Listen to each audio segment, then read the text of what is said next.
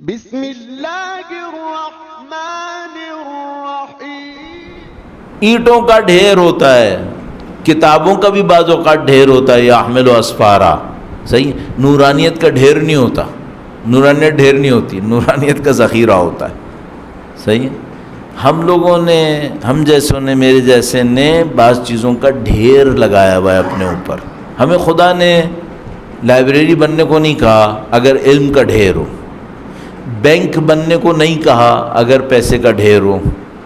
خدا نے ہمیں کیا بننے کو کہا؟ ہمیں چراغ بننے کو کہا۔ اور ڈھیر نہ لگاؤ لیکن لوگوں کے کام آؤ۔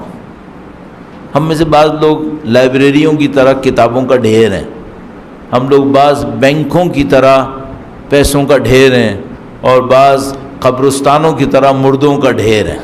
خدا نے یہ ڈھیر لگانے کو نہیں کہا، خدا نے ہم سے چراغ بننے کو کہا۔ چراغ بن، خود خدا نے اپنے لیے مثال چراغ کی دی ہے، کمشکات فیہا مصباح۔ خدا نے اپنے آپ کو مشکات اور مصباح سے تعریف کیا، شیشے کا باکس جس کے اندر ایک چراغ ہے، اور اس چراغ کا تیل زیتون کا ہے، لا شرقیہ ولا غربیہ۔ اور اپنے نبی کے خاندان کو جب مثال دی تو کیا فرمائے؟ کشجرۃ طیبہ اصلھا ثابت وفرعھا فی السماء۔ ایک پاکیزہ درخت کی طرح ہے جس کی جڑیں ثابت ہیں اور شاخیں اس کی آسمان میں پھیلی ہوئی ہیں۔ دوسروں تک پہنچنا یہ اصول ہے، اپنے اندر انبار یہ اصول نہیں ہے، اپنے اندر ذخیرہ یہ اصول نہیں ہے۔ تو اگر کسی کو تین ڈھیر میں نے عرض کی نا آپ کی خدمت میں، علم کا ڈھیر لائبریری، پیسے کا ڈھیر بینک، اور مردوں کا ڈھیر کیا ہے؟ قبرستان۔ آپ ایک بات دیکھنا، ہمارے گھر یہ نہ بن جائیں۔ آپ کہیں گے ہمارا گھر قبرستان کیسے بنے گا؟ جہاں نورانیت نہیں ہوتی اسے قبرستان کہتے ہیں عرف عام میں۔ قبرستان نہیں بننے چاہیے۔ بعض گھر مردوں کے گھر ہیں۔ کیوں مردوں کے گھر ہیں؟ دن رات میوزک چلتا ہے، دن رات فحشا دیکھتے ہیں، دن رات دشمنیاں کرتے ہیں، دن رات گالیاں بکتے ہیں، دن رات ایک دوسرے سے لڑتے ہیں۔ تو تمہارے خیال میں یہ گھر ہے یا ڈھیر قبرستان ہے؟ کیا ہے یہ قبرستان ہے۔ یہاں نورانیت نہیں ہے، یہاں مردے رہتے ہیں، وہ ترقی نہیں کرتے۔ امام کی نصرت چاہیے، کرنی ہے، ہاں جی کرنی ہے۔ کیا چیز چاہیے؟ فتنوں سے حفاظت، اورینٹیشن کے لیے کتابیں کافی ہیں؟ نہیں، کتابیں بہانہ ہے۔ بغیر کتابوں کے چلے گا؟ نہیں، وہ بھی نہیں چلے گا۔ علم چاہیے۔ علم کے لیے اصل کیا چاہیے؟ نورانیت چاہیے۔ نورانیت کیسے حاصل ہوتی؟ خدا سے رابطے سے۔ خدا سے رابطے کے لیے عراق جانا پڑے گا، ایران جانا پڑے گا؟ نہیں، وہ چلے جاؤ، بہت ہی اچھی بات ہے، اللہ توفیق نصیب فرمائے۔ نہیں جا سکتے تو کیا کرو؟ اپنے گھر کے اندر امیر المومنین کو پکارنا مشکل ہے، تنہائی میں خدا کو بلانا مشکل ہے۔ ہر جمعرات دعائے قبیل پڑھتا ہوں، یا رب یا رب یا رب، ہر روز پڑھ لو۔ ہر نماز کے بعد یا رب کہنا مشکل ہے کیا؟ یعنی خدا کو پکارنا مشکل کام ہے؟ پکار لو بھائی۔ وَلَا تَكُونُوا كَالَّذِينَ نَسُوا اللَّهَ فَأَنسَاهُمْ أَنفُسَهُمْ۔ ان لوگوں کی طرح مت بنو جنہوں نے خدا کو بھلا دیا تو خدا نے ان کا نفس بھلوا دیا ان سے۔ كُلُّ شَيْءٍ مُسْتَتِرٌ، ہر چیز کتاب میں لکھی ہوئی ہے، ان پہ یقین کرو، یہ ریکوائرمنٹ ہے ہماری۔ تو اورینٹیشن کے لیے کتاب ایک وسیلہ ہے، اہم ترین وسیلہ کیا ہے؟ معنویت۔ ایک بات ہو گئی۔ اب 2-3 پوائنٹ جس میں، یہ میرا مین کرس تھا جس کے لیے میں نے آپ کو زحمت دی۔ اب 2-3 پوائنٹ اور مجھے ایڈ کرنے، درود بھیجے گا محمد و آل محمد، صلی علی محمد آل محمد وعجل فرج۔ دوسرا معاملہ کیا ہے؟ دوسرا معاملہ ہے، اس کو انگلش میں ایک اصطلاح کرتے ہیں آؤٹ ریچ۔ آؤٹ ریچ کیا مطلب ہے؟ دوسرے تک پہنچنا۔ ہم لوگ آئسولیشن میں فتنے سے نہیں بچ پائیں گے۔ یعنی مثلا میں گھر میں بیٹھا رہا ہوں، اپنی نمازیں، اپنا قرآن، اپنا دین یہ صحیح کر لوں، فتنے سے بچ جاؤں گا؟ چانس بہت کم ہے۔ کہیں نہ کہیں کنیکٹ کرنا پڑے گا، کہیں نہ کہیں ہک ہونا پڑے گا۔ کم سے کم کیا ہے؟ کم سے کم یہ ہے کہ بہت سارے لوگ مشکلوں میں مبتلا ہوں گے، ان سے میرا تعلق بننا ہے یا نہیں بننا ہے؟ بننا ہے۔ چلو ایک اور بات میں آپ سے پوچھوں گا، امام کی نصرت کرنے والا بالکل پلین لفظوں میں. بہتر ہے مانگنے والا بنے، بہتر ہے دینے والا بنے؟ کون سا بنے؟ دینے والا بنے. کوشش کرو کہ میں اور تم کسی طریقے سے کسی اور کے کام آ جائیں. اللہ کا نظام بہت وسیع ہے. اللہ کے نظام میں اتنا عجیب ہے. میرا وقت ختم ہو رہا ہے لیکن میں اب اس کو ایکسٹینڈ کرتا ہوں تھوڑا سا. ایک دو روایتیں میں نے دیکھی صدقے کے باب میں. اتنی عمر کے باوجود بہت ساری روایتیں پہلی دفعہ دیکھتا ہے انسان کہتا ہے او بھائی یہ روایت مس کر گیا، نہیں دیکھی. بہت روایتیں ہیں. روایتوں کا بہت بڑی دنیا ہے. چونکہ میں عجیب کا لفظ روایت کے لیے زیادہ استعمال کرنے لگا ہوں تو میں کوشش کرتا ہوں عجیب نہ بولوں، پھر بھی بار بار زبان پہ آ رہا ہے. اس میں لکھا تھا کہ تم لوگ کتے اور بلی کو بھی کچھ کھانے پہ ڈالو گے نا، خدا اس کو بھی صدقہ کاؤنٹ کرے گا. اللہ اکبر. خدا کی رحمانیت کتنی ہے. کتے بلی کو بھی کھانے کے لیے ڈالو گے نا، یہ بھی خدا صدقہ حساب کرے گا. کہا کہ مرد اپنے اہل خانہ کے لیے نفقہ تیار کرے، یہ خدا صدقہ شمار کرے گا. اللہ کے نبی نے فرمایا کہ الکاد لعیالہ کالجاہد فی سبیل اللہ. اپنے اہل خانہ کے لیے حلال کمانے والا اللہ کی راہ میں جہاد کرنے والے کی طرح.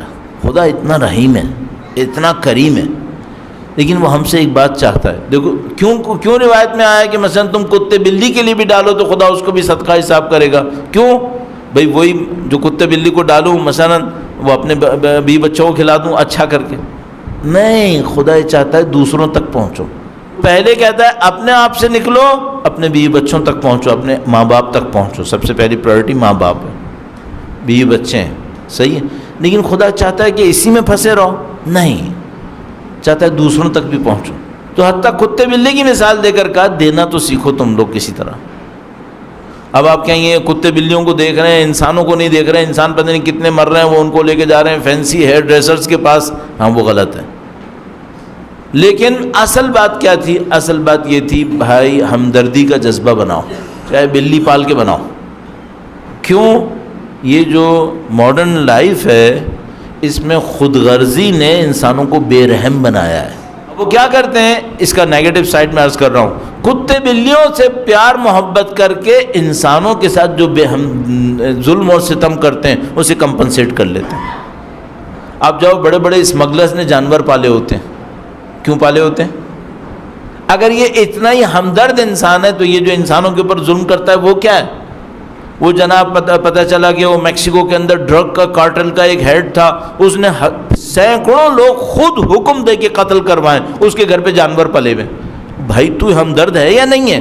نہیں، یہ ڈرامہ ایک اور ہے. یہ اپنے ظالمانہ طبیعت کو جبران کرنے کے لیے، کمپنسیٹ کرنے کے لیے اس نے جانور پالے ہوتے ہیں.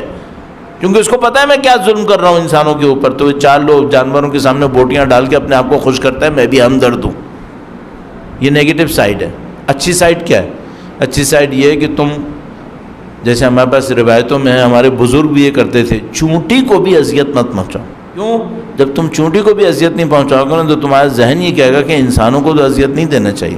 خدا اس طرف سے لانا چاہ رہا تھا ہمیں کہ تم جانوروں پہ رحم کرو تاکہ تمہارے اندر یہ جذبہ ہے کہ میں نے انسانوں کے ساتھ بے رحمی نہیں کرنی ہے. اب ہمارے ساتھ مصیبت یہ ہے کہ میں جانور پال لیتا ہوں اور اپنے ماں باپ کا خیال نہیں کرنا چاہ رہا. یار تم بلی کتے کے لیے 10-10 ہزار دے رہے ہو، یہ جو بیچارے انسان ہیں ان کو کیوں نہیں دے دیتے؟ تو ہم نے اپنی بے رحمی اور ظالمانہ طبیعت کو کمپنسیٹ کر لیا ہے جانوروں کو پال کے. یہ صحیح نہیں ہے. جانوروں کو پالنا چاہیے تاکہ ہماری ہمدردی بڑھے، ہمارے اندر ظلم کا رویہ ختم ہو. تو عرض کیا کر رہا تھا؟ عرض یہ کر رہا تھا کہ خدا بہت رحیم ہے. کتے بلیوں کو ڈالنے والی چیز کو بھی صدقہ کاؤنٹ کر لے گا، ہر چیز کو صدقہ کاؤنٹ کرے گا. اب اگر میں کسی ایسے شخص کے کام آ جاؤں جس سے میرا کوئی نفع وابستہ نہیں ہے، اس کو خدا کتنا کاؤنٹ کرے گا؟ اس کو سمجھ لو میری لائف تبدیل ہو جائے گی. اس کو میں کہہ رہا ہوں آؤٹ ریچ. جو اہل بیت کی نصرت کرنے کے دعوے دار ہیں ان کی زندگی میں دوسروں کی خدمت لازمی حصہ ہے. ایک راستہ پکڑنا پڑے گا جس میں میں دوسرے انسانوں کی خدمت کروں لیکن اپنے لیے ایڈورٹائزمنٹ کا وسیلہ نہ بننے دوں اسے۔ اس کو ہم قدیم زمانے میں ہمارے بزرگ کہتے تھے اور روایتوں میں بھی ہے کہ ایک ہاتھ سے دو، دوسرے کو خبر نہ ہونے دو۔ اب کوئی اس کے اوپر چلنے کو تیار ہے؟ یا اللہ، آج میں نے یہ کھلایا، آج میں نے یہ کھلایا، او مائی لارڈ، سوشل میڈیا پہ ڈھیر لگا دوں گا میں، یہ ہو جائے گا وہ۔ کہاں گیا خلوص؟ کہاں گئے وہ اصول؟ یہ وہ پہلی بات تھی، ایکٹیویٹی نہیں چاہیے، اورینٹیشن چاہیے۔ اچھا اگر ہم نے یہ نہیں کیا نا تو دشمن ہم سے جیت جائیں گے۔ یعنی مجھے خدا کے نظام کے اصولوں پہ اتنا اعتماد نہیں ہے جتنا دوسروں کے بنائے ہوئے اصولوں پہ اعتماد ہے۔ کیوں سوچ رہے ہو کہ وہ جیت جائیں گے؟ تو اہل بیت اطہار علیہ السلام نے اپنی زندگی کے اندر اپنے اصولوں کی حفاظت کی چاہے دشمن جیت رہے تھے۔ کیوں یہ کیا؟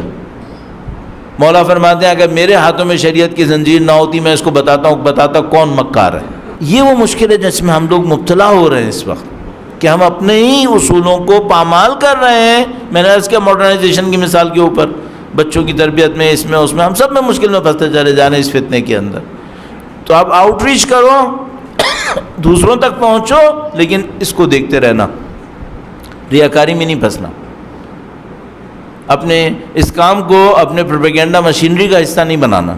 میں نے عرض کیا، اس جملے کو ذرا پکڑ لیجئے گا کہ بعض اوقات ہم ایک کام کر رہے ہوتے ہیں اور انہی اصولوں کو پامال کر رہے ہوتے ہیں جن کے دفاع کے لیے، فروغ کے لیے وہ کام کر رہے ہوتے ہیں۔ تو اگر میں دین کے نام پر کوئی ایسا کام کروں جس میں دین کے ہی اصول پامال ہو جائیں تو کام تو دین کے لیے ہوگا لیکن دین اس سے پھیلے گا نہیں، دین کو اس سے نقصان ہو رہا ہوگا۔ یہ بہت بڑی مشکل ہے، اس کو ہم فتنہ کہتے ہیں۔ یہ بیچ کا راستہ پکڑنا بہت مشکل ہے۔ بس 2-3 امپورٹنٹ باتیں ہوئیں، مین کرسٹ میں نے آپ کو بتا دیا۔ آؤٹ ریچ ہونا بہت امپورٹنٹ ہے، دوسروں تک پہنچنا بہت ہے۔ آپ کا اپنے اندر زندگی کے حلقے کے اندر محدود رہنا یہ کافی نہیں ہے، دوسروں تک پہنچنا بہت ضروری ہے۔ ماہ شعبان ہے، توسلات کا مہینہ ہے، وقت کے امام کی زیارت آپ الحمدللہ کہیں نہ کہیں ہر روز کر رہے ہوتے ہیں، نماز کے بعد، مجلس کے بعد، درس کے بعد، فلاں۔ اس میں تھوڑی سی اور گہرائی لائیں، امام کے لیے کچھ کرنا یہ ہماری زندگی کا حصہ بن جائے کہ ہم نے کچھ نہ کچھ کرنا ہے۔ جیسے میں نے کہا آؤٹ ریچ کرنا، دوسروں تک پہنچنا ہے، سب سے اہم آؤٹ ریچ کہاں پہ کرنا ہے؟ خود امام کی خدمت، کچھ نہ کچھ ضرور کریں اپنے امام کے لیے، ایک درود، ایک صدقہ، کسی ایک انسان کی خدمت امام کے نام پر، کہ مجھے امام کے نام پہ اعلان کرنے کی ضرورت نہیں ہے، آپ کی اندرونی نیت وہی کافی ہے۔ بہت میں نے آپ کا ٹائم لیا۔